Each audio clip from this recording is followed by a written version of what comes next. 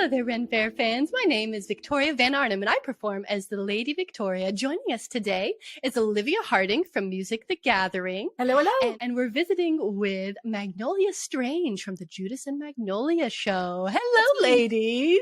Hello. Thanks for having me. I want to go back to something you were saying about Judas and Magnolia and how you're sort of promoting overall wellness and sort of good mental health through this process of alchemy. I just want to point something out, which is your show has a very unique flavor to it in that it feels at the same time wholesome and at times dark. And I really want to compliment you on that, because often you think wholesome, you think like kid-friendly, family-friendly, la la la la la. But you have like the whole idea of memento mori and talking about death. I really think that you guys are like the solution to the like good vibes only problem with a lot of wholesome programming. That you're like, no, it's not good vibes only. There's a darker underside of life that we have to all recognize. And I think that's excellent. Thank you. So I'll speak to that a little bit more for people who have never seen our shows or, you know, are not familiar with us and our particular brand. So I'll start off by talking about our fire show.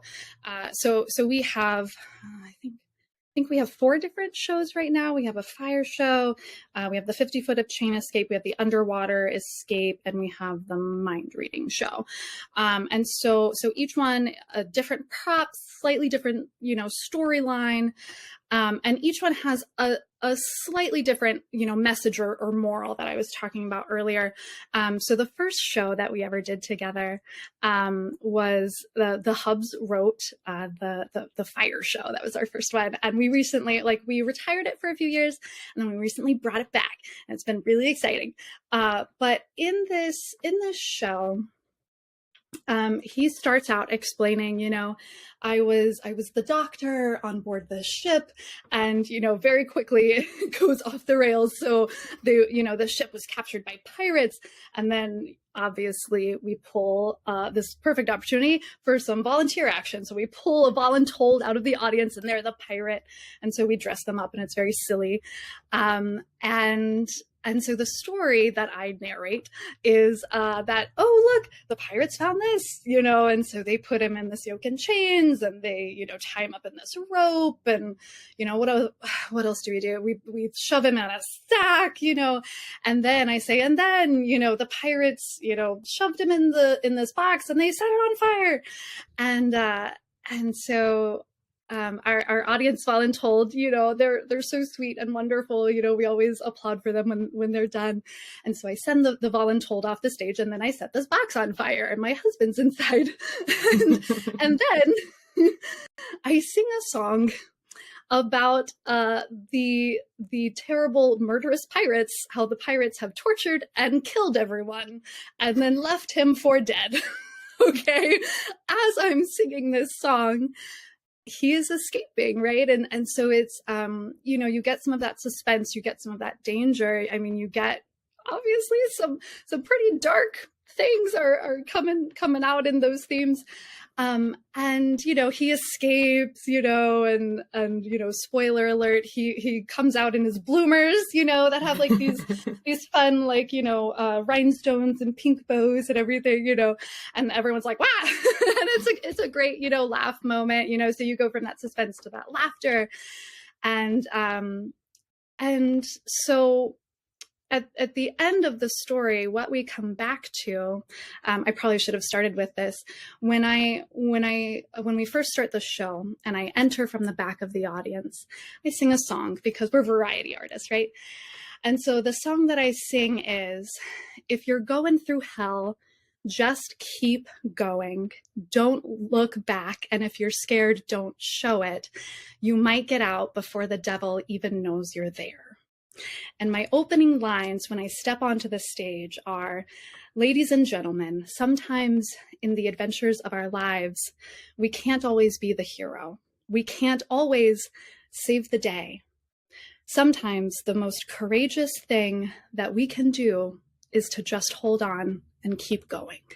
Okay. And so then we go through this whole show, right? So fast forward to the end, the pirates have tortured and murdered everyone, set the box on fire, left him for dead. He escapes. And he comes out and the audience is applauding. And he comes back to that beginning of the show and he says, remember, life is really hard. And sometimes the most courageous thing that you can do is just hold on and keep going. You're worth it. Okay? That's how we end the show. And what I love about this show, and it's been one of our most popular shows. And what I love about it, and what I think other people love about it, is this is not a superhero story.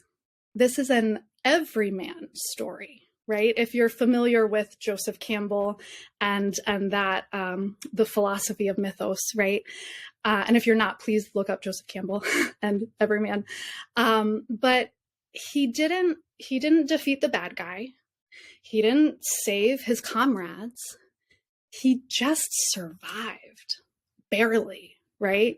But that is what people connect to, because all of us have felt at some point in our lives that we have been up against insurmountable odds.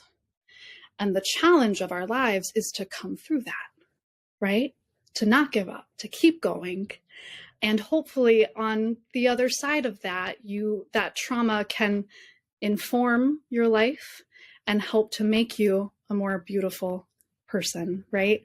One of my mantras is, may my trials and tribulations smooth my rough edges as the tumbling of the stone, right? So this idea of like a raw gem, right? Being put in a tumbler, it just takes off those raw edges. So, may I be polished through my trials and tribulations, right? And so that's that fire story, that our fire escape show. It's, life is tough. And sometimes the most courageous thing you can do is just hold on. Mm-hmm. And so like I said, all of our shows are a little different. They all have a slightly different theme. But just recently at Louisiana, we had a couple come up to us, an older couple, with tears in their eyes after the show. And they shared with both of us how much that show meant to them, because they had lost their son to suicide. And these are the things we're talking about. And, all we can do is hope that our art has been able to touch someone else's son who's struggling and maybe considering something like that, and maybe they can remember, hold on. Mm-hmm. Sometimes the most courageous thing you can do is hold on, and you're worth it, And so that's the alchemy, right? Like that's for us, that's the real magic. We might do some magic and illusion, but that's the real magic, is to touch other people. That's incredibly beautiful, because that shows kind of how your art is very similar to mirroring the passion that you have for rescue as well.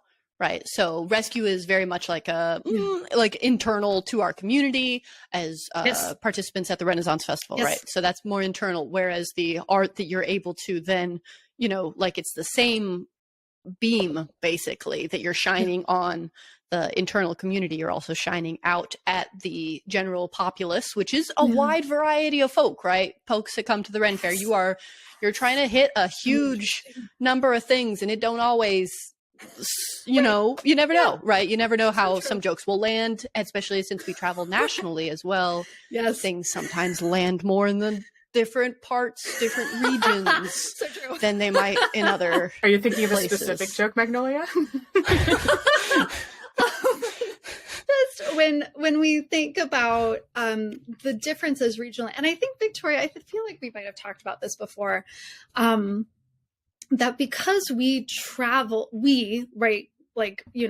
Ren Fair participants who do a national circuit, because we travel so much, and in my opinion, we're really interacting with people at least for me, we're interacting with people in very intimate ways, right? Because of the nature of our shows, because of the nature of the emotional response that it gets, and the things that people share with us afterwards, or, you know, that kind of thing. I mean, you're really seeing into people's souls, right? And I think a lot of people don't really realize like how big this country is and how different. Do you know what I mean? I mean, it's big. big. It's big. Like, there's a lot of people. When I went to Italy, I was like, this entire country, which has got a lot of going on, is really just a bit of like, is all of Florida plus a tad of Georgia in regards to like geographical size. Yet it is like this monolith of culture. And it's like, America is huge.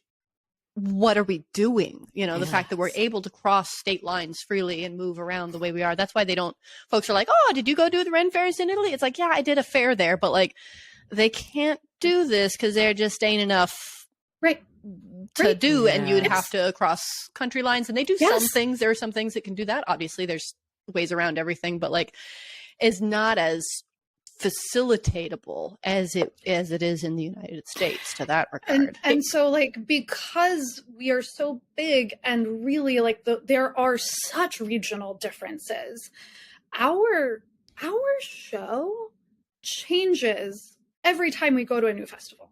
Like, yes, there's a script, right? There's like a guideline, okay?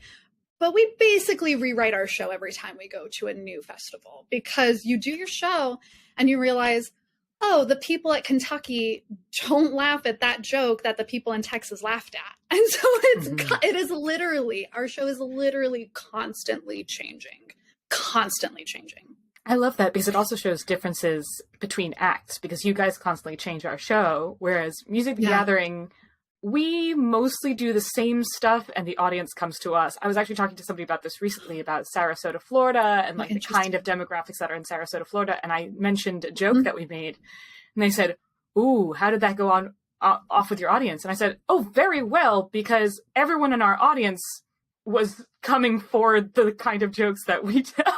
So, sure. Oh, you've got a curated audience. Is that what you're trying to say here, Olivia? I feel like we may not have as large an audience, which is like very much something to take into effect, but we catch those people who might be so exhausted by the current demographic that they live in, and then they hear our jokes and they go, wait, what? What is this I am hearing? And come running. Oh, that's funny. You're going for that niche. You're like, or we lure unsuspecting people in with the music portion of our show, and then they go, wait, did they just say something that disagrees with what I think? Should I think about this some more? Sneaky. I like it. Oh my goodness. And then Victoria, on the other hand, is I was going to say Mary Poppins, but Mary Poppins can be nasty to some people. So no, you're not Mary Poppins, but you are everyone's delightful hammer dulcimer player. Thanks. I try. But the thing is, music does read differently in different places, and so we are all musicians in that regard. And so like the experiences of how people feel about music, interact with music, and their like history of like musical, you know, because people who appreciate music the most often have either played an instrument before or have family who've played it, have been like intimate in that to that regard. Just a broad overview, right? Like just a broad blanket statement. Yeah, and you mentioned music. I don't know if you've noticed, Victoria, but in certain niche areas of your favorite place, the TikTok, there's been some discussions about female composers, and the fact that there were a lot of female composers, but a lot of them just they aren't named. There's not a lot of basically written history about them. And so I'd love to talk to you, Magnolia, since it is apparently current now, because you've spent a lot of time with one of the few female composers who is written about quite a lot, which is dear old Hildegard. So true. Oh my gosh. I could go on and on about Hildegard. Where do we even start? Oh goodness. Yes. I came out with a Hildegard album. What year is it? Last year. Time has no meaning. 7 years ago, it feels like yesterday. And 30 years. So last year I came out with my Hildegard album, which Victoria was my manager on that project, and we're actually going to be working together on the next project, which I'm not going to get into just yet. But so that's a fun story. And Olivia, I don't know if you've heard this yet. This is very near and dear to me. So my first Ren Fair, I was like 9 or 10, maybe 10. And one of our dear family friends, one of my dad's best friends from high school, was getting married at the Ren Fair. And so I had never been to a Ren Fair before. Like my family had never been, like, as a family unit. And so, my 10-year-old brain is like, doesn't even know what to expect, but it sounds like an exciting thing. And so I go to my teacher, Miss Bingham, who I love and adore. Side note, Miss Bingham actually was the teacher who helped me realize that I wanted to be a teacher. Up until that year in my schooling, I had really, really struggled academically. And Miss Bingham's class was the first class that I actually succeeded in, that I excelled in. And I knew at 9 years old that I wanted to be a teacher just like Miss Bingham, so that I could help other kids know that if they wanted to be smart, they could be smart too. And so I wanted to be Miss Bingham. So, I love and adore Miss Bingham. And so I go to school on Monday and I say, Miss Bingham, we're going to the Renaissance Fair this weekend. My dad's friend is getting married. And Miss Bingham says, oh, the Renaissance Festival, we love going. We go every year. If you go, you have to dress up. It's more fun when you do. So Miss Bingham's word is like, God, wait, like we have, if she says it, it's true. We have to do it. Okay, facts.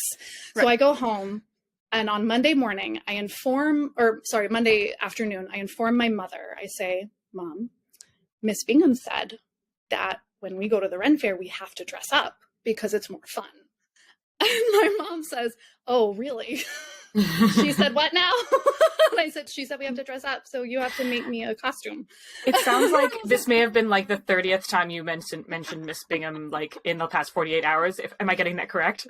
Right. So to be clear, when I say that we have to dress up, it means Mom has to make me something.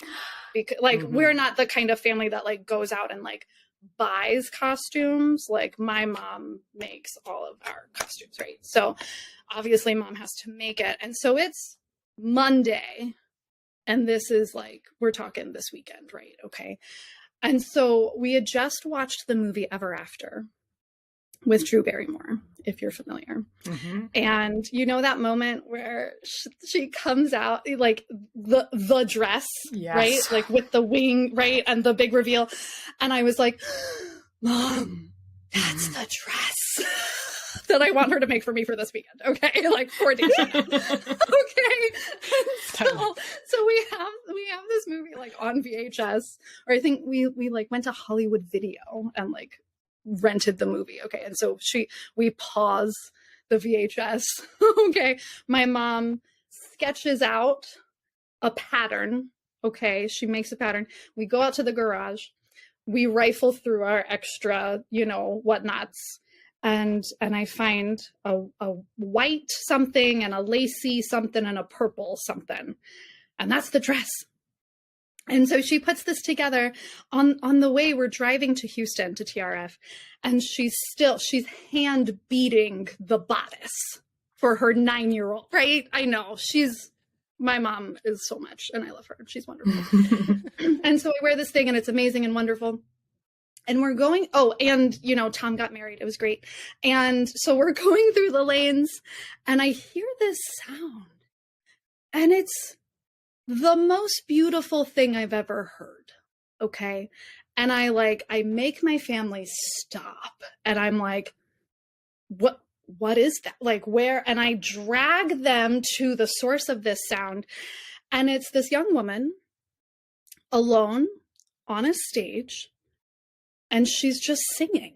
And it's a cappella, no instrumentation, just her solo. And I'm like, ugh. I had just joined the choir in school, and it was the best thing in the world, right? And at my school, you could only join the choir if you were in 4th and 5th grade. And even though I really wanted to in 3rd grade, I had to wait. So I had just joined the choir, and it was so amazing and wonderful, and I loved it. And then we go to the Ren Fair, and there's this woman, and she's singing, and it's amazing. And I made my family tip her, and I made them buy me her CD. And you know what it was? It was Hildegard von Bingen.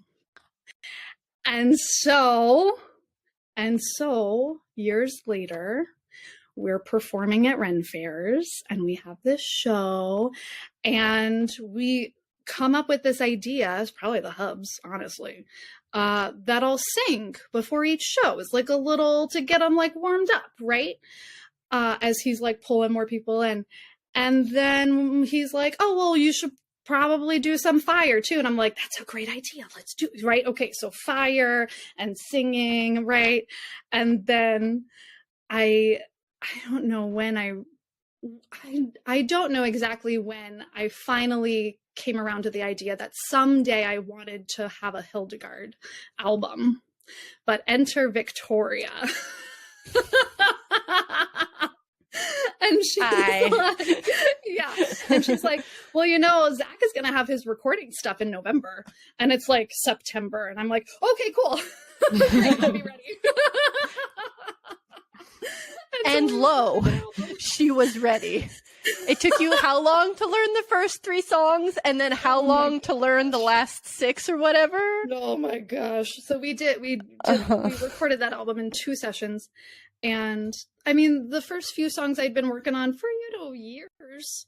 It's not the easiest material, And then the other 5 songs I learned in like 2 months. Oh my gosh, That's incredible. That's it. Oh. See, you took it. You took the challenge. What is it? Like, it's not the Peters principle. It's one of those principles to like the job expands to fit the time allotted. And you put in the work, right? So true. You'd gotten the sheet music. You'd learned how to read the Hildegard stuff. Cause like, I'm not very familiar with this music myself. And maybe you can talk about like who Hildegard is. Let's do like a little bit of information on who she is and what the actual context to this music is, because it ain't just what you run into on the side of the walk, right? Before we dig deep into Hildegard, though, first of all, I love the fact that your teacher's name is Ms. Bingham, which is dangerously close to Bingen. And so is she a reincarnation? You never know. Okay. Thank you for that. But then secondly, I need to know from this story, who was singing the Hildegard music when you were a child? Did you ever track them down? So this album was by Lisa McCord, who is still in the Houston area. I don't believe she's performing currently at the Texas Renaissance Festival, but I am under the impression that she is leading an a cappella group, which is, yes, fantastic. And so we are friends of friends, because small world. And so I actually was able to thank her on my album, and I sent her the album. I sent her a CD. That's lovely. That's very which sweet. Also, Olivia, just so you know, there's a picture of that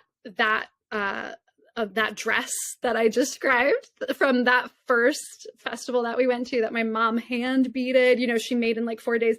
There's a picture of me at my first Ren Fair in that dress the first time I heard Hildegard von Bingen. And then there's a picture of me when I recorded the album. So, yeah, I know. And so that's all because your first album was one of the hardest things that you can possibly choose to do. It was a solo a cappella recording in it's not a catacomb. What is mausoleum? It called? Like, in a mausoleum. It was beautiful. In Florida. Yes. So it was in fact about as authentic as it could be. And you produced a like 6 or 8 panel thing with the book with the lyrics translated as well as in their original language. So this album is very comprehensive, and it is currently available on your website, juicemagnolia.com. That's so is that true. Correct? Yeah, Excellent. Very good. judasandmagnolia.com. You can find all of our merch. In fact, our D&D book, which we have another installation coming out soon. Our clip clocks, which are delightful. My album, my first album. Soon there will also be a second album. But yes, Hildegard. Please.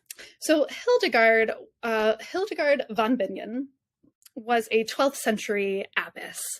And I really started digging into researching more about her in 2019, which I cannot stress how perfect that timing was, because then 2020 happened, which I think we all know was quite a challenging year. And I kept coming back to what I had learned about Hildegard and her life.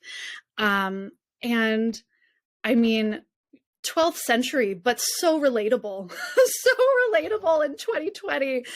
I mean, it was just fascinating to learn about, you know, she lived during a time that was full of so much turmoil and so much political and religious upheaval. And I found so much solace in her life, because it just reading all of her trials and tribulations reminded me that it is perhaps in our darkest moments that we are called to shine brightly as we can, right? And so, you know, 2020 was certainly a wonderful time to be able to really tune in to that message. Mm-hmm. But she was just incredible. She's considered a polymath. So she was she excelled in so many different ways. You know, obviously she was a composer. She composed what we have today, is the largest surviving collection of medieval monophony. And monophony is just music just with one line, right? So no harmonies, right? So monophony. Her collection is the largest that we have still hanging out.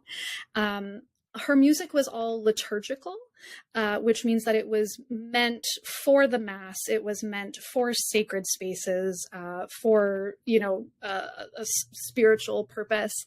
And she also wrote what is considered today to be, at least as far as we know, as far as what we have access to, the world's first morality play, which is really, really cool to me, because when people will hear me, you know, in the lanes, in the streets, busking with this music, they'll say, "Oh, that's opera." And I'm like, well, kind of. It's actually kind of the first opera. It kind of like predates opera. but yeah, pretty much, right? Like the lady who invented opera, right? So that's always really fun. And she, oh my gosh, she just did so much. Hildegard was very into food as medicine. And she was a doctor in her own right, as well as being a doctor of the church. So for those who are not familiar with Catholicism, Catholics have doctors of the church. There's 32, and only 4 of those are women. And so those are theologians whose work is the foundation of worldwide Catholic theology. Okay, so Catholic theology, which is thousands of years old, and has an immense amount of intellectual, you know, thinking behind it. The underpinnings of that is based in part on Hildegard von Bingen. Kind of a big deal. So she's so we call those doctors of the church. So she's a doctor of the church. She was also considered to be Germany's first doctor, period, not first female doctor, just first doctor in Germany, which I also find super fun, because it's again this idea of healing, right? So when people would come to the abbey, they were coming to be healed, not just spiritually, but physically as well. And so she and her nuns would heal people, physically and spiritually. My favorite Hildegard medicinal remedy are her joy cookies, which I will sometimes bake at festivals. So either I like to do joy cookies on my birthday, but also her feast day is September. I think it's the 17th. I think it's September 17th. And so sometimes I'll bake joy cookies. They have cinnamon, cloves, and nutmeg in them, which, scientists now say, do in fact have healing and medicinal properties. So, just some good old folk wisdom, folk medicine going on there with Hildegard. She wrote multiple books on medicine. I could just go on and on. And her food and medicinal, food as medicine, thoughts, people still follow Hildegard's dietary recommendations even today. So if you like, hashtag Hildegard von Bingen on, different social media platforms, a lot of what you see coming up will be food and medicine related, which really, instead of, because very popular on YouTube is the von Bingham like parodies of medieval musics. Von Blingen. Right. Von Blingen, that's what it is. Yeah. Von Blingen. So I feel like that's the largest kind of usage of that, not name, but like a pseudo name that you can run into, because those videos definitely went viral. And I was going to say, in terms of my education, which is, literature, and I looked at early modern secular music, because when I started looking at early modern music, a lot of it is sacred. And, But Hildegard, it's earlier than what I was looking at, but she was often referenced as someone who, even though her music was literally sacred, it was written in a way that reads often like a secular romantic song. Like her poetry, it's not the sort of like, because as Americans, we often think of sort of Protestant Christian writing. It's not that. It's way more poetic and heartfelt and passionate than what you would currently think of as sacred writing. And it's so interesting to me because it is very poetic and artistic.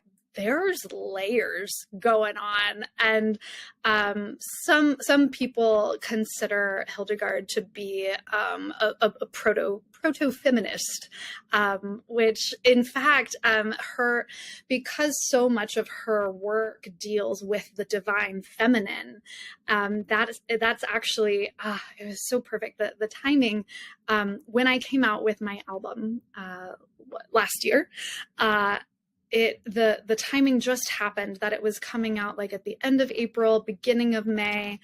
And because 2020 was such a weird year, we were at the Sherwood Forest Fair, but usually that festival is a March-April show. Last year, they were an April-May show. They pushed back in an effort to let more people get vaccinated, both participants and patrons, before, gathering thousands of people together in one space, which is great and also worked. So kudos to them. So it put us in this position where we were in Texas, near my folks in San Antonio during Mother's Day. And that never happens. That never happens. We're never in Texas on Mother's Day. And so here we are, and my album's about to come out, and it just hit me. I thought, oh my gosh, I know what I have to do for Mother's Day. What better present could I give to my mother than my music? And so for Mother's Day, I held a Hildegard concert as a celebration of the divine feminine for my mother and all the women of our church. And it was at their home church at St. Pius X in San Antonio, Texas. And so there was basically also my CD release party. My CDs came in the day before. Wow. I think combo, the timing, I remember the timing being very short. We were like counting the days, and like I was on the phone with the printers, like, can we make this? She needs these. We need this done. Yes. They came in the So- day before that concert. Combo package is currently the theme of this show here, because you managed to stick a bunch of concepts into that one concert So right true. there. So true. Yeah. So it was, and I billed it as a celebration of the divine feminine. And so we invited all the families of the church, and I got to do that for my mom, you know, and that was one of her Mother's Day gifts. I also planted a bunch of Mexican heather in all of the rose bush gardens as well. But aside from that, I gave her own concert, you know, as a celebration of the divine feminine on Mother's Day, because we're not usually there, and that was just incredible. But that was such a fun. Oh, and gosh, what a callback to the shirt that you're wearing, Olivia. Before we started recording, I said, and I'm wearing, we were once going to a party and I was wearing this exact shirt and, or jacket. And Mark said that I looked like a women's studies professor at a liberal arts college. I was like, thank you. Thank you so much. Yes. And here we are discussing divine feminine theology. In context of 12th century composers, yes, you know, Yes. which is so Same. Renaissance fair appropriate, right? Like that's medieval. I like to fair. think It's so. medieval fair appropriate. Well, no, it's Yes, it's and- Renaissance fair appropriate because Renaissance fairs are all over the map. There are Vikings, there are, well, pirates are Renaissance, but pirates, so it's Renaissance fair. Speaking of 12th century, if we move forward just a tad, we run into where there are the cantigas, which much of our audience is familiar with the band Cantiga, and some of them know that the Cantiga band was named after the musics of a specific body of musics. There's about 400 of these songs and tunes that are performed widely across the Renaissance fair. I performed some. I know that Mr. Bernard performed some. Owen Fife popularized a great number of them in his day, and many of us still perform them. I know Ty Billings, as in his solo show, does a number of them as well. Yeah, he's picked up a bunch of Owen's pieces, so that's really lovely. So those are some musics, and Magnolia, that is what you're looking at for your next project, next musical endeavor. Is that correct? Yeah, we're becoming more modern, getting hip with the kids up to the 13th century. 12th to the 13th, that's right. Victoria's like, I don't know. 1 century at a time. 1 century at a time. We'll get there. Yes. I'll talk about my next project after the cantigas. But for now, the Cantigas de Santa Maria are, as Victoria said, a collection of over 400 songs that were commissioned by Alfonso the Wise of Spain. One of the things that has been the most exciting for me about the cantigas is singing in a language that I haven't sung in before, which is kind of difficult for me to say because I've sung in obviously English. I've done German, French, Italian, Spanish, Russian, yes and. But I've never done Is Hildegard in German? Galician. Latin. Latin. There you go. See, I Latin. forgot Latin. Thank you. Yeah. Latin. Easy. I've been doing that since I was 12. You know what I'm saying? Galician? Are y'all familiar? Have y'all looked at this? It is, so Galician is fascinating. And so that's been a really fun challenge. It's this interesting like mix of like Spanish and Portuguese, and almost with some like French pronunciations. And it's, so I like my brain wants to read it like Spanish because, you know, growing up in South Texas and being very familiar, you know, with Spanish and speaking and singing in Spanish, you know, that's like, it's like right there. And so I have to like rewire, you know, like, oh, that's not how you pronounce what's that? Galician. It's fascinating.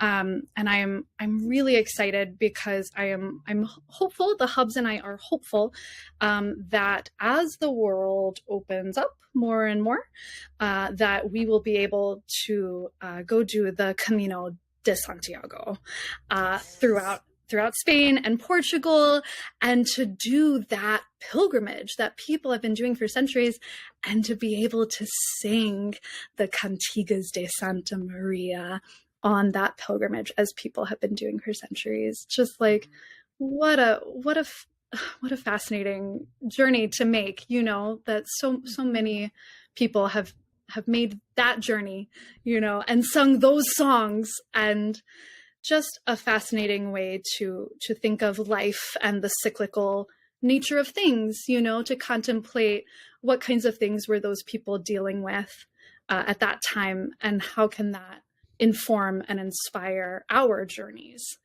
I tell you there's yes. lore that Martha, from the harp player from Cantiga, in fact tow her harp across the Cantiga, the Santiago, the Camino, in the Camino years past. The stories do say that she did in fact tote a harp across that. So you might want to check in with her.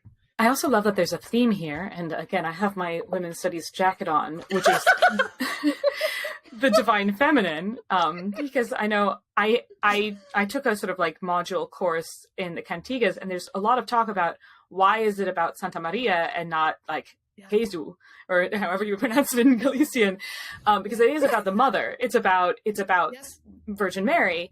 And a lot of people say that is one of those examples of, wow, we had a lot of material about mother goddesses. How can we sort of gently turn this into Christianity?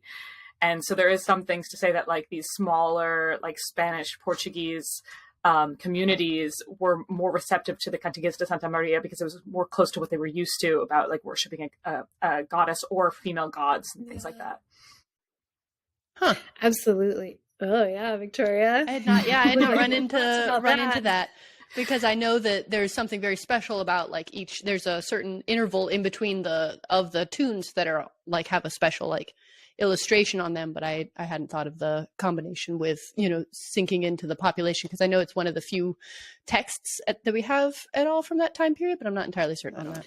Yeah, so for those who are not familiar with the cantigas, what Victoria I think is referencing here is that every 10th cantiga, or every 10th song, because cantiga is songs of Saint Mary, Cantigas de Santa Maria, every 10th one is a particular ode to Mary. So the other 9 are kind of like miracles that she did, right? And then every 10th one is just in praise of her, which again, for those who are not familiar with the Catholic faith, is a direct correlation to the Rosary.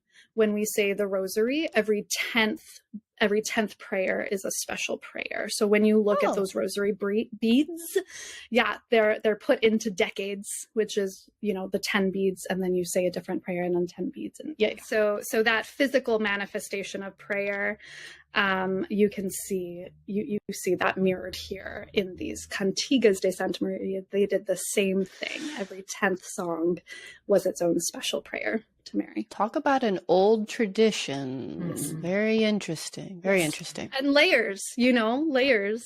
So now I need to know at what stage is this project in? What have you guys been doing? Oh, well, that's a great question. So I've been studying the cantigas since I finished the Hildegard album. And so at this point, I've lined up different musicians around the country who are interested in partnering with me on this. As Victoria mentioned, my first album, the Hildegard album, was a cappella. It was solo and a cappella, and we recorded it in a marble mausoleum. And I felt very strongly about all of those choices because that is how her music was meant to be sung. that is, she wrote it with those intentions. It was supposed to be a cappella. It did not have music for, instrumentation.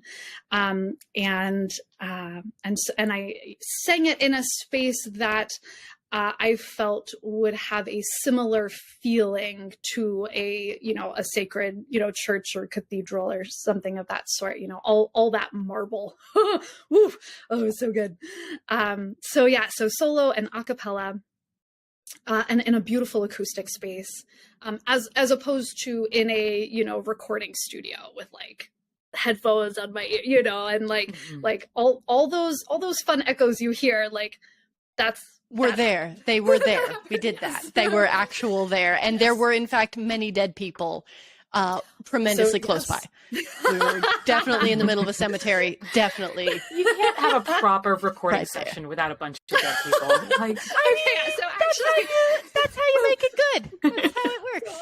On that note, Zach is pretty sure we picked up a ghost on the album. Amazing. Like, when he listened back, he heard something and he was like, I didn't hear that. Like when you were recording, I didn't hear that. That's probably a ghost. Right, because he was running some really high-tech stuff. Well, keep it. They wanted to say something. I'm fine with it. The next album, the Cantigas album that I'll be doing, is meant to have instrumentation, and so that's how I want to record them. So I'm going to be partnering with. I've got. Well, one of the musicians I'll be partnering it with will be the Lady Victoria, in fact. So, but because, these musicians are all over the country, the recordings are going to happen at different times and in different places. So I am looking to do a recording session at Sherwood coming up in March, April, and then looking to do another recording session in Georgia. So that's May. I did that thing that Rennies do where we refer to time in terms of places. So I'm like, during Georgia. During Georgia. Yes, clearly April, May. Yeah. Right. That is the time for that. I love that that's become an issue there's online forums, mostly like Facebook groups, where people can ask for employees or ask for a job and things like that. And the number of times I've seen admin have to go, can you please say the actual time and location and not just festival, because not everyone knows what you mean. Right. Or like Tennessee, there's two of those. They are very different. But they're two of those. What gets me is sometimes there'll be like fan Facebook groups and they'll be like, Ren Fair, friends. And it's like, when I look at that, I have no clue which fair this is for. There's one that I'm in that I'm pretty sure is one of the Texas fairs, but I don't know which one. And like, I'm just like, hey guys. And they're like, we're TRF. And I'm like, well, sorry. That's the one I was looking for. But like, when you say Ren Fair, like which one, but that's the thing. It's like, if you're talking to your peers and you live in, say, South Florida, then it's clearly Fort Lauderdale, right? Potentially. Or is Florida has a lot of fairs. Bay Area, yeah. Or Camelot Days, or Hogtown. It's like, there's a lot. There's a lot going on there. Interesting. And then, to Olivia's question, I think we'll do one more session up at Sterling. I think Jim Hancock will be doing that recording. And so, So throughout the year, it's happening. So this album will probably be out sometime next year. And stay tuned. Nice. So it sounds like you do a lot with preservation. So there's conservation versus preservation, which we've talked a little bit about before, I think. And there's one that like tries to keep things as pristine and as close to what they were originally presented as. And then the other one just kind of keeps the spirit of it alive, but like maybe translates it to a modern time. And it sounds like what you did with your Hildegard album was to try and replicate within the best of your abilities the actual sound and creation of that, whereas what the band Cantiga does is often use the cantigas as a jazz head, basically, to present these medieval tunes to the world, but in a palatable and very enjoyable manner, right? Like it's just a whole different kind of thought there. Are you going to try and stick with super traditional for your Cantiga album as well? Or are you going to do like a little bit of mixy matchy? What's the scene? So I want to first say that I think both are important, right? I think, you know, trying to stick to what we think is authentic, right? Because it's like, I wasn't there. I don't actually know, you know, like, let's be honest, right? We don't know. So like trying to stick to what we think, what our, you know, best guess, what our informed guesses are of what is authentic, I think has its own place. And I think that is an important, and a noble pursuit, in that I just, obviously I'm a Ren Fair nerd. Like, I find history fascinating. And I love thinking about, what was the actual context here? Why was that the way that it was? What were people dealing with at the time? Because I think, as I've already said a few times, I find those things so inspirational, right? Because I think what we are experiencing, while it is in some ways new, there is always going to be some cyclical nature to our experience as humans, right? There are some universal experiences. And so looking at the past and going, oh, wow, that's how they dealt with that, or that's why they did that. I just find that fascinating and inspiring. So in that same vein, I think authentic, you know, or what we think, you know, is authentic. I think that's important. And I think it's important to honor the experience of those people and that art form.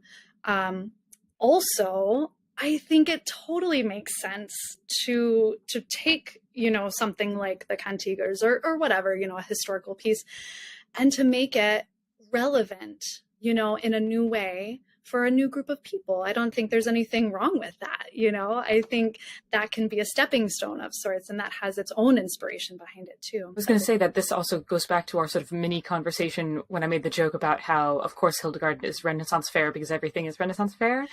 That it's, right, yes.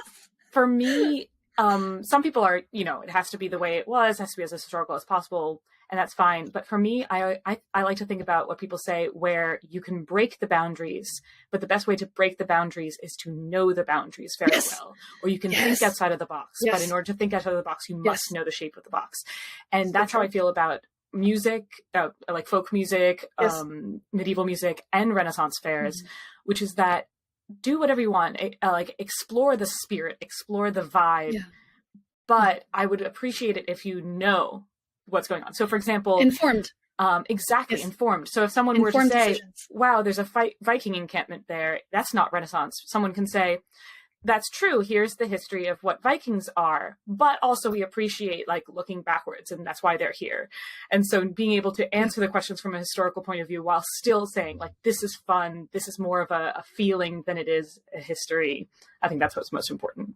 I like that. And I think that's the best way for fairs to move forward, because we're seeing so much movement into the fantasy scene, into different cosplay scenes, and there's some folks that are pushing back against that. But at some of the fairs that are really embracing that's a point of contention, you know. But like, the patrons seem to love being able to explore that fantasy aspect, because like you can be a fairy for like $30 at Goodwill, right? But you can't be a Tudor princess for less than $1,000 on a bad day. Absolutely. So there's a bit of like, you know, difference in that. And I think that's part of how it is, like, because like not everybody wants to be a peasant necessarily, but like I can be a fairy princess, like move over, you know, and then you're good to go. And so like accessibility and movement with that. And Viking is a very simple, kind of easy way to dress up and get engaged. Pirates have had a big movement of popularity, and that was just a good kind of thing that happened. I think I've talked in past episodes about the time that I blew up a bomb during a promo event at someone who said that pirates weren't Renaissance. But it's a similar kind of situation where it's a frustrating thing to say, of course, pirates are very Renaissance, but those pirates you see right there are not because they're wearing a tunic with a scarf around it, but also that's really cheap and really easy to do. So why wouldn't we? Right. And they're having a good time. You know, they've got their mug. They're here. They're watching some shows. It's Right. good. I perform, and Music the Gathering has been long standing at the Colorado Fair at the Pirates Pub itself. So that crew in particular is a tremendous supporting cast and or part of the program half of the time. So nice. That's an interesting. So Victoria, to your question, I'm probably going to follow the lead of the instrumentalists that I'm working with. So some are much more interested in that like authentic sound, right? Yeah. And some are, going to put their own spin on it. And that's part of what's so exciting about collaboration. And that's what this entire album is, which is like a hard turn from my last one, which was just my voice, right? It was just me, no one else. And on this one, each track is going to be a different artist that I'm collaborating with, So remains to be seen. Out of curiosity, yes, do you know the Red Book of Ossuary that recently came out from Anachronos? I'm not familiar. I'm going to send you this album, and for anybody listening, it's an exceptional album. Highly recommend it. It's based off of medieval music texts, and it's mixed with a famous witch hunter from, I'm going to get the exact century wrong, but I think it's the 13th century. Okay. So it takes his text and puts it to medieval music. And it is, but the instrumentation is fascinating because instead of shawms or medieval music, they use a lot of saxophone and different sort of world drums as well. And so the vocals are very medieval, though. It's this one woman, I think it's mainly her project, but it is such an interesting album. So highly recommend the Red Book of Ossuary. Thank you. Thanks for putting that on my radar. Mm-hmm. Very cool. Super deep dives into medieval music with Ren Talks. So we've heard the full list of fairs that you have done and do, but are there any that are your favorites? I know that sometimes that's a tricky question for performers because it's like favorite in one regard versus others. So I'm curious to see what you think. Yeah, exactly. So I'm glad we're coming to this because this is something that we get a lot, a question we get a lot from patrons. And so what I generally say is that we have favorite things about each fair that we do, because like you said, there's so many different things. It's like apples and oranges and grapefruits, like a fair could be really great at something, but then another fair could be really great at something else. So generally when I'm asked that, especially by patrons, it's very similar to an ask of like, which fair do you recommend that I go to? And so for that, I would say, well, tell me what you're into, because different fairs appeal to different people for different reasons. So like, if you're really into the historical accuracy, then you should go to Sherwood. If you're really into, the cast and like the performance aspect, you should go to Sterling. If you're really into the beauty of the site and the layout, and you want to really feel like you're immersed in a beautiful, fantastical physical space, you should go to Muskogee, right? If you really like the food, you should go to Ohio. Like there are all, different fairs are good at different things, and I have favorite things about each and every one of them. So if you're trying to figure out which one you recommend, or which one an entertainer recommends that you go to, then also be prepared to think about what kinds of things you're interested in, right? Like, are you interested in the entertainment? Are you interested in costuming? Are you interested in vendors or historical accuracy, or, all these different things to consider? Be ready to answer those questions too. That's wonderful. Thank you so much, Magnolia. Yeah. Alrighty, ladies, thank you so much for coming and being a part of this conversation. And thank you so much to our lovely patrons over at the Digital Renaissance Fair. This Ren Talks podcast is presented by the Digital Ren Fair. My name is the Lady Victoria. We are joined today by Olivia Harding and Magnolia Strange of Judas and Magnolia. You can find me online at theladyvictoria.com, on Facebook and Instagram there as well. Olivia, where can folks find you? You can find Music the Gathering at Music the Gathering Band on social media, or musicthegathering.com. And Magnolia? You can always find us at Judas and Magnolia across all different kinds of platforms, judasandmagnolia.com, etc. Wonderful. Thank you so much for listening. Have a great day.